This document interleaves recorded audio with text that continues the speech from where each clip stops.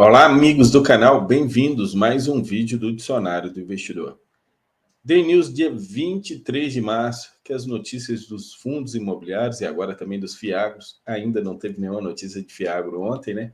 Mas quando tiver, vou trazer aqui para vocês começarem um dia já bem informados. Aviso a vocês, esse vídeo não é uma recomendação de investimento, apenas dados públicos, publicados no site da B3, e também um pouco de comentário meu, mas a responsabilidade de decisão sobre investimento é do próprio investidor. E rentabilidade passada não é garantia de rentabilidade futura. Pessoal, quero comentar aqui sobre aqueles 2% ao mês. Por que os fundos imobiliários high yield não estão pagando 2% ao mês em época de inflação de 1,2%? Primeiro, bora lá, só teve um mês que a inflação deu 1,2%. Se eu não me engano, foi novembro ou outubro, estou na dúvida qual dos 2 meses do ano passado.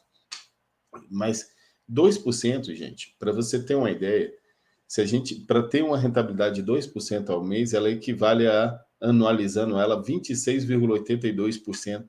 26,82% ao ano. Então, um fundo tem que ter uma rentabilidade de 26,82% ao ano na sua carteira para ter isso. Como assim na sua carteira? Vamos anualizar esse 1,2% do IPCA, dá 15,38%. O fundo tem taxa de administração e gestão que normalmente é 1,2% ao ano, e ele ainda tem que estar com a e ele imagina ele com essa taxa de 1,2% ao ano, que é a taxa praticada pelos high yield, e ele ainda tem uma carteira de IPCA mais 12, IPCA mais 12 e 100% alocada. Ele não pode ter nada em caixa, 100% alocada. Se ele tiver uma carteira nessa situação e a inflação for 1,2, que só foi apenas um mês, chegou a esse patamar, nós anualizaríamos aí a taxa anualizada aí do IPCA da 15,39, mais os 12 daria 27,29% ao ano, o prêmio que o fundo recebe. Aí você tira a taxa de administração 1,2, daria para distribuir 26,09, que é menos do que o 26,02, e ainda tem outras despesas que o fundo paga. Então, gente, com inflação, um fundo imobiliário para poder, com a inflação de 1,2 ao mês, no mês, um fundo indexado ao IPCA, com 1,2 no mês, para ele pagar 2%, ele tem que ter uma carteira de IPCA mais 13 ou mais. Aí ele pagaria 2%. Agora, Kiko, está pagando menos que deveria pagar. Aí eu já não sei, porque aí a gente tem que calcular. Alguns fundos imobiliários eram para estar pagando IPCA mais 5, IPCA mais, 1,5%, 1,4%. E lembra de uma coisa, que se você olhar, por exemplo, o RPR11, o RPR11 está pagando só 1,6, Kiko, só 1,5, Kiko. Gente, você está olhando o preço do mercado ou o preço do valor patrimonial? Você tem que olhar o preço do valor patrimonial. E no valor patrimonial, os 2% dele, o dividend yield do RPR11 seria que mais se aproxima aí dos 2%, um dos que mais se aproxima. Tem outros fundos imobiliários menores que também. Então, é muito difícil dar os 2%. Nós temos que ter inflação alta constantemente, até porque, às vezes, o fundo aproveita uma inflação alta para fazer uma reserva, para quando a inflação estiver mais baixa, entregar. Então, vai ser muito difícil a gente ver um fundo imobiliário, a não ser quando estava lá IGPM, fundo 100% indexado ao IGPM, o IGPM estava dando 3%, 4% ao mês. Aí sim, a gente viu 2%. Agora, fundos indexados ao IPCA, com inflação aí que não supera 1,2%, vai ser muito difícil a gente ver 2% em fundo imobiliário. Tá certo? Comentário inicial aí para vocês. E BCR11, segunda emissão de cotas, vão captar 150 milhões de reais, preço da subscrição R$ 96,86. Fator de proporção não foi divulgado oficial, então fiz uma conta de cabeça aí, 1,9%, ou seja, o fundo vai quase triplicar de tamanho.